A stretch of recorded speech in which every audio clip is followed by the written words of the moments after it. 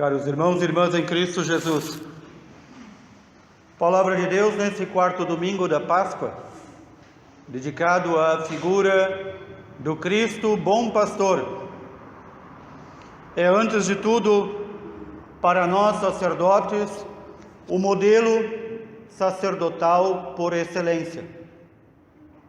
Por isso, entre tantos aspectos da vida, do ministério, do modo de ser de nosso Senhor Jesus Cristo, um dos principais, ao qual somos chamados como sacerdotes, é imitar o bom pastor.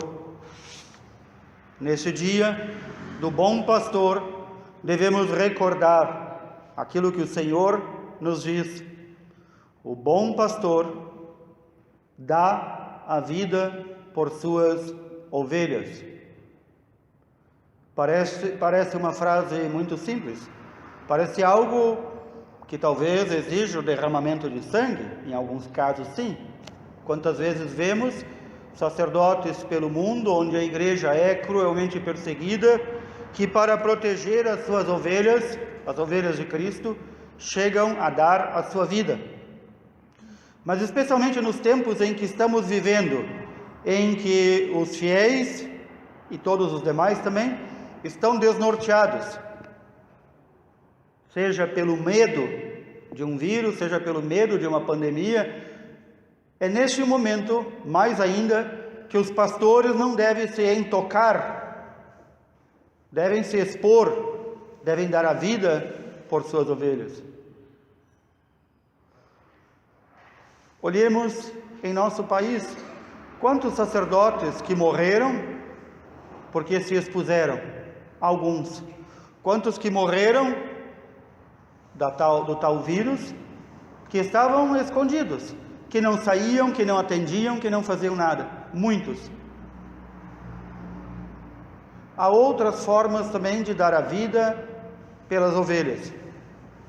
Mas o Senhor nos diz de modo especial que o bom pastor não abandona suas ovelhas.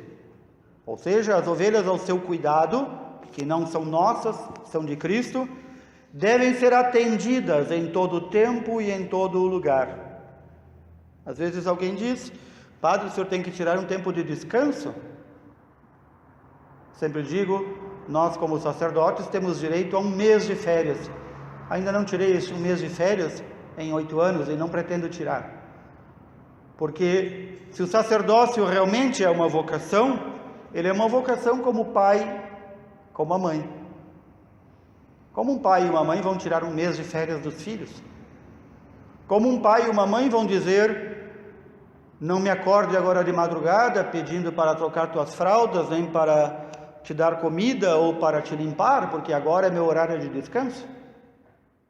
Por isso o Senhor coloca este símbolo nele mesmo. Eu sou o bom pastor, que dá a vida, que se desgasta, que se mata por minhas ovelhas.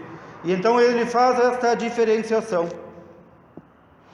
O bom pastor não é o mercenário. O mercenário é aquele que é contratado para cuidar das ovelhas de outro, mas ele não está nem aí se o lobo atacar, se o mal vier, se a doença pegar os bichos, não são dele.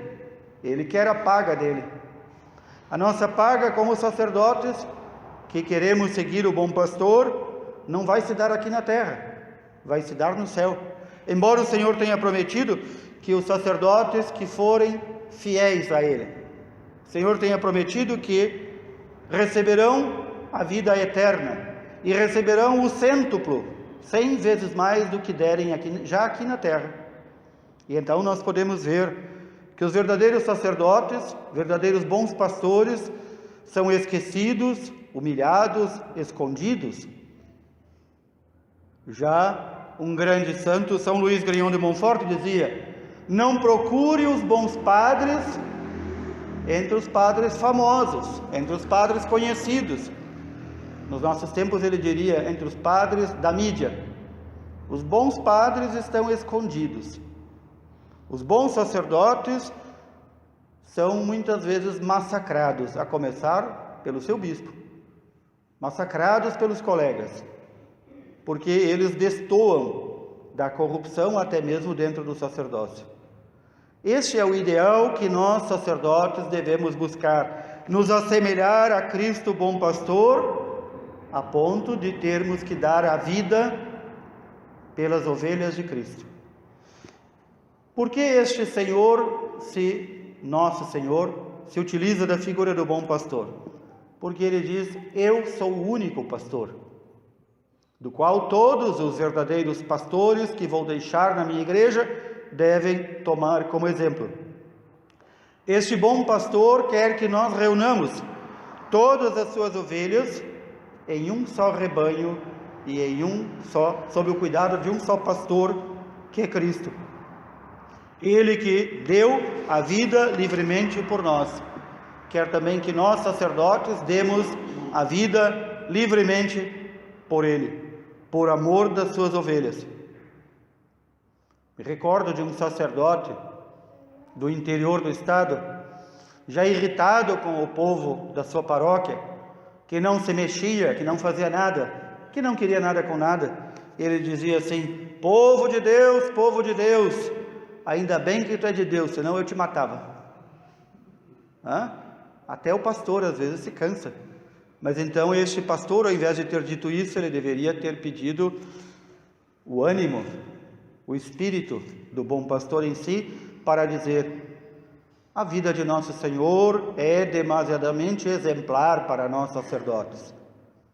Daqueles que o Senhor arrebanhou por primeiro, daqueles 12, um o traiu, os demais fugiram quando ele foi preso. Então, como muitas vezes diz o Papa Francisco, recordando, esse pequeno grupo do Senhor, o início da igreja e também a cruz, parecem aos olhos do mundo mostrar uma derrota, mas não são uma derrota. O Senhor vai escolhendo as suas ovelhas e vai levando todas elas para o seu aprisco, para reuni-las. O aprisco do Senhor é a igreja, na qual Ele conduz todas as ovelhas. Algumas vêm, outras não vêm. Algumas que estão dentro querem viver como ovelhas, ouvindo a voz do bom pastor. Outras não querem. Outras querem estar dentro da igreja como cabritos, dando coices e pontapés e tentando destruir a igreja. Mas isso não nos importa. O Senhor diz que no reino de Deus, aqui na terra, haverá trigo e joio. E cabe a Ele separar quem são as ovelhas, quem são os cabritos renitentes. Cabe a Ele separar, não cabe a nós. O importante é lembrar deste anúncio que ouvimos nos Atos dos Apóstolos. Pedro, cheio do Espírito Santo, proclama: este homem que foi curado, não foi curado por nosso poder, nós não temos poder algum. Foi curado por Jesus de Nazaré.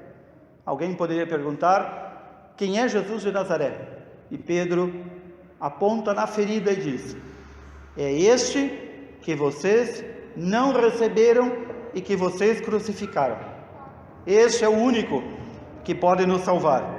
E Deus o colocou como nome, acima de todo nome, e nenhum outro nome pode nos salvar. Este Cristo é a pedra angular de todo o edifício da igreja. É a pedra angular do reino de Deus. Quem rejeita a pedra angular vai ver que o prédio vai desabar. Por isso a nossa confiança, o nosso amor está em nosso Senhor Jesus Cristo. Se nós não edificarmos a nossa vida espiritual, se não edificarmos a nossa vida corporal aqui na terra, em estreita confiança e sobre a pedra que é Cristo, nosso edifício vai desabar. E aí vai vir qualquer coisa, uma pandemia, uma doença, a velhice, e nós vamos ficar aí tremendo porque não temos base. Nossa fé, nossa confiança, nosso amor, tudo está sobre a pedra angular que é Cristo. Recordemos-nos, muitas vezes, algo que nos escapa. São João hoje faz questão de nos lembrar disso. Irmãos e irmãs, recebemos o maior presente que Deus nos deu, seu Filho. E recebemos o grande presente de amor do Pai, que é sermos chamados filhos de Deus. Nós não somos qualquer coisa, nós não somos qualquer um, nós somos filhos de Deus. E Ele nos guarda, nos protege, nos defende de todo mal. Quando nós reconhecemos que somos filhos de Deus e nos abrigamos à sua sombra de Pai. Quando nós, mesmo sabendo que somos filhos de Deus, queremos sair por aí, achando que somos nós os nossos senhores e nós o nosso Deus, podemos saber que nós não deixamos Deus agir em nossa vida, Deus não nos proteger, Deus não nos guardar. E então São João diz: este fato maravilhoso de que o Senhor nos tornou seus filhos, o mundo não sabe disso, o mundo não reconhece, o mundo pensa que todas as religiões salvam, que todos os mestres salvam, que em qualquer lugar nós somos filhos de Deus. Não, somente são filhos de Deus aqueles que receberam o batismo e que continuam fiéis ao Senhor e ao seu batismo. Estes são os filhos de Deus. E então São João diz: nós somos filhos de Deus, o mundo não nos conhece e muitos de nós nem sabemos o que é ser filho de Deus. E então diz: nem ainda se manifestou em nós o que é ser filho de Deus. Muitos de nós não percebem a grandeza que tem. Peçamos ao Senhor, bom pastor, que nos ensine, que nos instrua, que cale fundo no nosso coração essa verdade. Nós somos filhos de Deus. E que o Senhor, bom pastor, nos ensine a ser essas ovelhas dóceis, que ouvem a voz do bom pastor, que o obedecem, para viver cada vez mais como filhos de Deus. Reconhecermos essa grandeza que recebemos. Que o Senhor assim nos ajude. Louvado seja nosso Senhor Jesus Cristo. Para sempre.